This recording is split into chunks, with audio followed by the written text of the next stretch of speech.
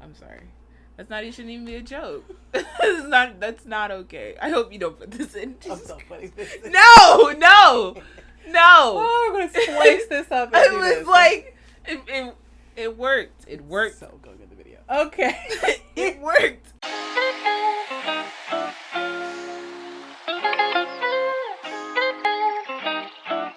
Hey YouTube, it is me, Shane of FABFITFUN and welcome back to my channel. As always, love having you guys here. And we are back for the finale recap of the finale episode of Insecure Season 4. And I couldn't do this episode without the bestie, which actually, you know, you did episode 5 and doing episode 10. Hey! I'm coming in on the 5. So we have a lot that must be discussed in this video. And today's video, we got some king crab legs. Whoop, whoop. And y'all see all the food in like a second, because yeah, so it's in the whole pan. I'm so ready. But before we get into the food and in this video, if you are new to my channel, hi, welcome. I am Shayna of FABFITFUN. There's a little bit of everything here on this channel. So I feel like you should go ahead and hit the red button down below and subscribe to my channel because I'm awesome. I have awesome best friends and people who subscribe to me are hella awesome as well. But are you ready? You ready? For it. Come on. You ready? You ready? Do it. If you are oldie but a goodie, Bow, bow. you know I have nothing but love for you. So please, everybody, hit the notification bell down below so you are notified every single time that I upload a video here on this channel. And without further ado, let's do my very much appreciated food presentation portion. Let it pour. That's fine.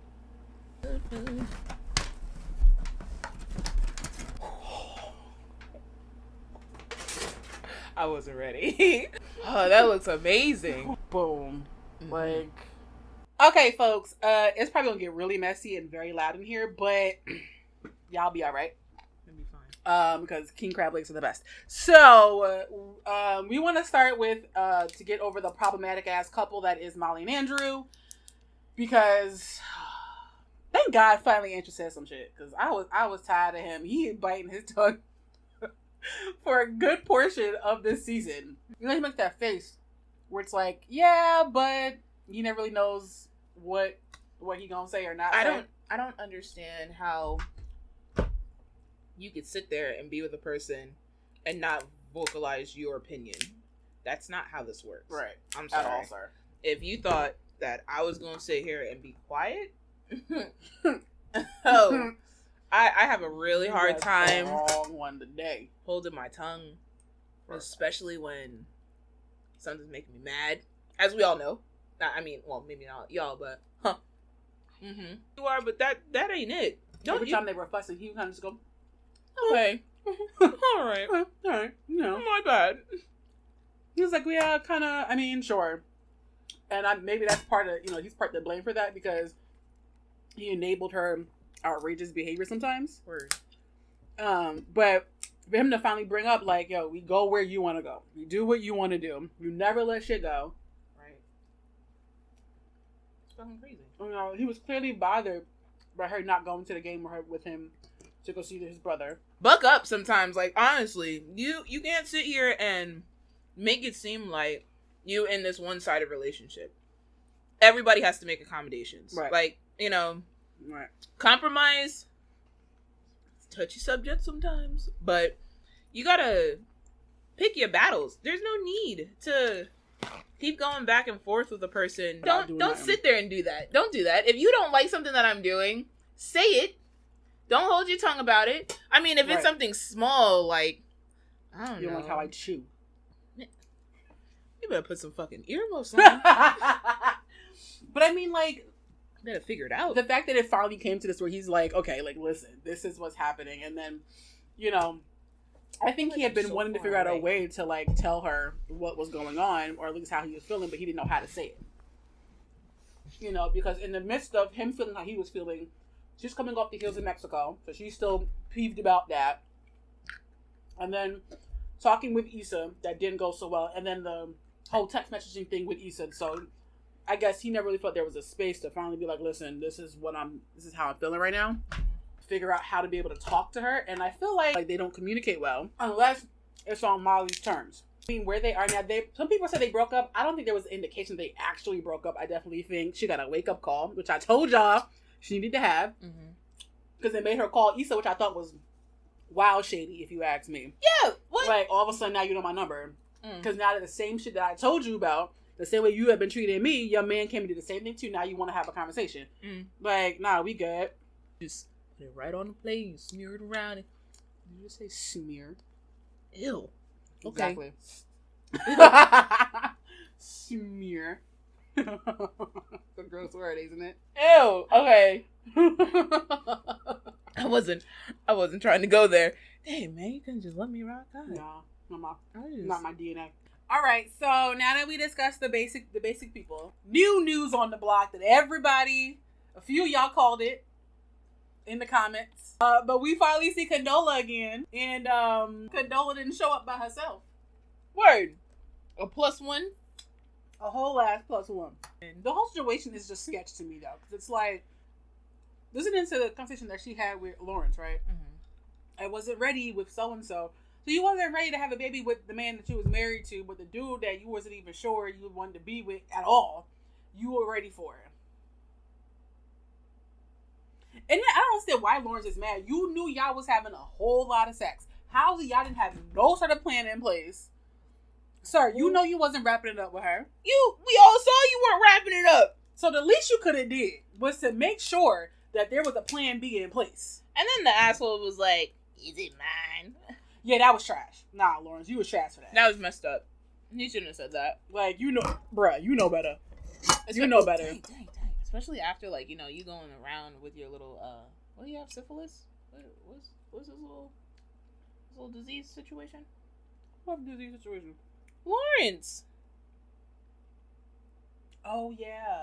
What? I'm literally like, wait, what? Yeah. And he was, like, calling everybody saying, hey, well, Oh, yeah, when he did go to the doctor. That's right. I forgot that happened. Yeah, so, you should have been the first one wrapping up. I know he found out a little bit later, but still. Like, your hoish ways was showing, and now you got a whole child. I think for him to be mad, like, how did this happen? Bruh, we all knew how that happened when we took our health classes in school. We know how it happened. Yeah, you put the P and the V, and here you go. Right. So to be looking at her like she crazy, like, this is not, it's not a great time, because neither one of them are prepared to have a kid with each other. But the way that the conversation should have even came about shouldn't have been the way that it did. Like, they shouldn't have had that conversation like that. She shouldn't have just popped up and been like, hey, guess what? I'm pregnant. Nah. I know she didn't come in like that. Like, I know those might not have been her intentions. But when you were texting him the other day, were you taking your pregnancy test? Right, because right before... Yeah, he's like, can we talk, or whatever the case was. Like, look at the receipts. When he and Issa had the little date or whatever... Texting away, too. Was that why she wanted him to come over? When they talked and it was like, it was done... Did you not know then? Did she not know then? Not that women can't find out late, because it's very possible that she could have been going about her business and didn't realize that she was late. But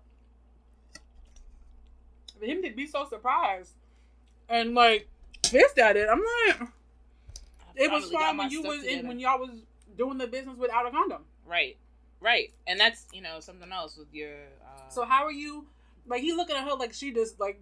This was all her fault. Like, she should have known better. Right, like, she put the P in the V. That's not the... We're adults here, I know, but I work with kids, so sorry. So, it's just like, for him to be so like, well, what happened? Is it mine? Are you sure? I was like... Stereotypical. Further reasons why he should not be with Issa, because he ain't shit. Okay, maybe I shouldn't have said that, but still. That's not enough. He could have just been reacting that way because, he's actually shocked that this is going on, but... I don't think. He also wanted to be with Issa, and this is now gonna put a big ass dent in that relationship. As it absolutely should. Yeah. Because quite frankly, Issa's not ready to be a stepmama to nobody. No, absolutely not. Right, and there's a whole lot that's happening. So, with him, is he still gonna go to San Francisco next season? Now that the baby now is his job here, is involved. What is gonna happen here? And then if he does go to San Francisco, what does it look like for not just for him and Issa, but for him, Condola, and this baby? Like, And then she made that statement of I don't like when women say that. I don't like when women say that. Because they say you could be as involved or not involved. No, that man is that child's father. There's no way you can argue that man should not be involved. Right. Financially, emotionally, like socially, all of that. He needs to be involved with this kid's life. It don't matter. You could hate him till the cows come home. That don't make a difference. Right. He's there. That's the child's father. So if he go off and go start a new life as something in San Francisco, and you sit here trying to figure out how to be a single mom when you had a whole ass father that could have been there, like that's dumb. I hate when people say that. You don't have to be involved. No. Yes, he does. But even with that, you don't say stuff like that to a person. Let's say my mom said that to my dad. My dad probably would have been like, all right, cool. I'm sorry. My bad. Wait. My bad. Wait, we shouldn't have. Really bad example. That's a terrible example. It was a terrible example, but I'm trying to make make my sense. Mom said that to my There dad. you go. There you go. Shout out to Papa Tucker. Shout out to him. Love him. He's I set myself up for that. I went right into that. You thought about it. One, to me, that's you saying it like as a trap. You don't have to be in the baby's life, but then he makes a choice not to be. Then he's a deadbeat, right? Right, and then you gonna talk shit. Like that's not acceptable. You can't do that. You can't put somebody in a position like that. And you know Lawrence is not gonna. Right. He's not gonna do that. Right. Lawrence is not a bad dude. Like he may not want this kid, but now that he knows it's coming, he's gonna step up. So it's not like Lawrence is gonna be like, all right, bye. Yeah, he's not a bad guy. You know, I don't think they're ready for a kid. I'm not gonna tell her she shouldn't have it because your body, your choice. But y'all not in a position to have this kid. Y'all not together. This is not gonna bring him back. Like now you're willfully bringing a child into a broken home. That's so dumb. And you shouldn't have even brought up the fact that you had what was it? You said that you already lost one before or whatever. Right. So now she feels attached to this kid. So you're not supposed to be saying that to him. That's not his problem. I'm sorry. For him, sister, that has nothing to do with Word. That holds no value here.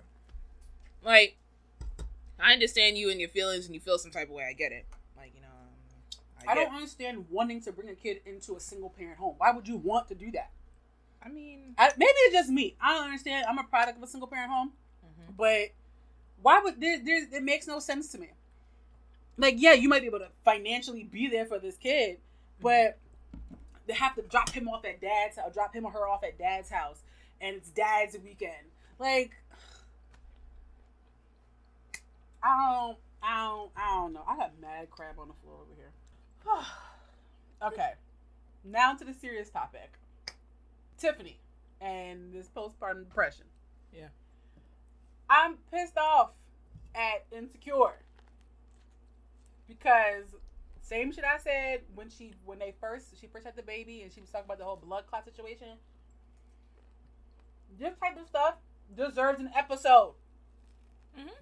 This whole glossing over that 10 to 12 minute excursion to go find Tiffany and found her in a hotel. Like, this is not how you introduce postpartum depression as a topic. Exactly. And obviously I'm no show writer. I don't write shows. So, but also I just feel like this could have been they could have done a lot with that. A lot with this topic. Like how Andrew and Molly are in the middle of a conversation. Kelly's calling, and then just cut to that. Cut to them with Derek on the phone, trying to figure out where Tiffany's at. Like, it's the same thing with after the baby shower. So when Tiffany had the baby, and they were all like wanting to hold her and wanting to this and wanting to that, and she basically was like, nah. Can we just chill out real quick? Can she just don't stir her up, please? Right. And you saw her whole mood change. They should have touched on that. And instead of Molly and Andrew going on a fucking vacation, they could have taken that whole scene out because it's all stuff we already knew. Her little therapist and yada yada yada. I'm done. They didn't need that episode. They should have talked about everything that's going on with Tiffany. Okay. And they should have had this like epic episode where it was like kind of just like recapping the pregnancy. So Derek and her could have gone, like they could have shown her going into labor and her first seeing Simone and you know, having these intimate moments with Tiffany. But they didn't think to do that. They thought, oh, thanks. They thought, oh, let's just give her a 2-second bit in the, or what was it, 15 minutes? It couldn't have been more than 15 minutes at the most. Like, that was ridiculous. You shouldn't have done that. You shouldn't have done that. You should have given Tiffany her time. Because I feel like we always gloss over her problems. Yes! Though. Like, the block party? The block party. When she was saying, no, I don't want to go home. I want to just hang out here and I want to drink. And, you know, she got all happy and bubbly and all that other stuff. And she didn't want the party to end at the block party. Right. That's something that should have been discussed. Like, right. And for Derek to be like, you know, he kind of saw it coming. Mm-hmm. And I mean, I don't, like I said, we don't have kids. I don't know how the dynamic works for new moms or for partners whose significant other just had a baby. So how does one deal with a partner who's going through this, or how do you even identify what postpartum depression is? However, Tiffany was a telltale sign. You know, the not wanting to go anywhere, don't want to hold her, don't want to do certain things, don't rile her up. Like, you're itching to not go home. Most new moms are itching to get their ass home. Oh, I can't wait to hold my baby. Oh, I can't. You know, and again, I can't speak to, you know, if that's normal or not, because I've never been through childbirth and child rearing and all that craziness. Yeah. But it was obvious. It was very much obvious. I think one of you made that point known. Can you open this one? I'm struggling here. One of you made that point known in one of your comments that said that she had postpartum, and I was like, yeah, that sounds about right. Because she's like, it's been kind of prevalent since she had the baby. So yeah, as I was saying, I just don't think that this whole last minute, now let's discuss her problems, because I feel like this has been building the entire freaking season. It's been a problem that should have been discussed in a whole episode. I think discussing what brings on this postpartum depression, how are women dealing with it, at the end of the episode, at least put some info for women who need it. That was something that I thought was crazy too. Like, you know, they always have like their little wind down moment at the end, right? And they didn't say anything. Like, you know, Amanda Seales who I love, okay. She was talking about how, you know, Tiff was more of a uppity, like, well, not really uppity. She's high maintenance, okay? And she would get her nails done. Like, that she made sure that every time she was on the show, her nails were done. And when Derek found her in the hotel, it looked like, you know, somebody just basically painted her nails, like, at the house, you know? Mm-hmm. She took the role and tried to make it seem like, you know, as real as possible. Yeah, as real as possible. But they didn't talk about, like, you know, where people can find help. Yeah. If you're going to talk about the subject, talk about it. Don't just glaze over it. That's not acceptable. That's the problem they've been doing all season. Yeah. Then you shouldn't have done that. Even down to Molly going to her therapist. Like I said then, her being on the beach and then all of a sudden calling her therapist, like, let's normalize Black women getting therapy. Yep. Let's normalize new moms getting therapy or getting the help they need, or teaching their significant others, their spouses, their partners, whomever, how to identify certain signs. Exactly. And how to be there to be proactive in what's going on. It shouldn't have taken Tiffany disappearing for this to have been like oh, well, you know, seeing the signs. Like, you knew the signs was there, Derek, and I'm not pointing my finger or talking down to Derek, but it was like the signs had been there. Her taking off, it shouldn't have been the sign. You know what I'm saying? Her wanting to stay at the block party to drink should have been the sign. One of the signs. You know, it's fine. I mean, granted, maybe Derek didn't want to notice it, or being so used to your wife being so pulled together, being prepared, being that girl, that to see her basically breaking down literally in front of you is not something you want to come to terms with, which is fine. I mean, because just as much as she's processing through all this, the new changes in life with having the baby, so is Derek, because now Derek is no longer just a provider for himself and one person. Right. Like, it's his job to make sure that both these women, you know, his daughter and his wife, are taken care of. Like, completely. And that's a lot for new fathers and new husbands. So, yeah, like, he could be going through his own things as well. But he acknowledged the fact that they weren't ready. Right. But he was so happy to be a girl dad and, you know, this is my baby, which I love seeing. I love seeing that. Right. It's just, I don't know. He should have picked up on something before then. Like, you saw the distance. You saw how he was so infatuated with his daughter and how Tiffany was kind of off-standish. She wasn't. And how Kelly was always holding her, or, you know, someone else was holding her. And she was basically kind of like, well, don't do too much because I can't handle her when she's riled up. Yeah, yeah. And I mean, again, this is not to place blame on Derek, but I think... No, not at all. This is not a blame game. It was like, I feel like her getting there was like, y'all, where was y'all at? Like... Yeah, and, okay, so another thing. When Issa and Molly were falling apart, right? Tiff came over and she was basically trying to medic the situation. Like, she came over in her little happy-go-lucky self, tried to medic the situation, but she could take the time with this whole depression to talk to y'all and say, yo, you can work this out, but nobody checked on her. I mean, I know for a fact when I was going through it a couple years ago, where I had limited me posting on Instagram, like, severely, and a lot of my blog friends was like, yo, where you been at? Like, we ain't seen you posted. So that was a red flag for people who knew me. Yeah. To be like, you good? Because I'm coming over. We ain't seen you around. Right. You know, so to your point, they should have seen something. Mm-hmm. But are we surprised, though? Because between Molly and Issa and their own shit. Oh, well, no, because both of them have their selfish tendencies. Molly and Issa are both selfish as well. And then you have Kelly, who's still trying to make up for not being able to do the baby shower last season. And so, right. Oh, word. You know, you have all this going on, so I'm not surprised that they missed it. Mm-hmm. Not surprised at all. But it sucks that it took her not telling people where she was just to, you know, for everybody to jump. Right. And that's not fair. That's not okay. It's not okay. I think this whole... but, like, postpartum depression... That's not a good cliffhanger. It's not a good cliffhanger. It's not. We could wait to see Molly and Andrew break up. We can wait to see Condola have this baby. Mm-hmm. But I don't think it's okay to start this sordid conversation about postpartum depression, especially when it's so prevalent for a lot of women. All right, y'all. So,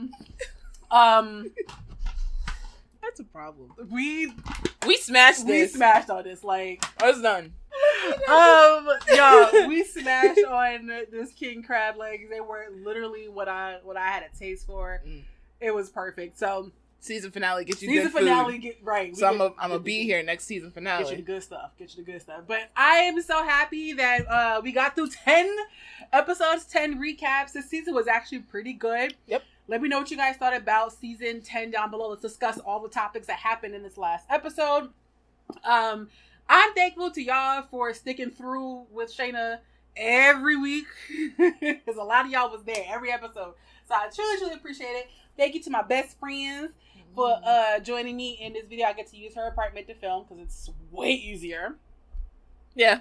But thank you guys so much for watching. I love you so much. And I will see you in my next video. Deuces, guys.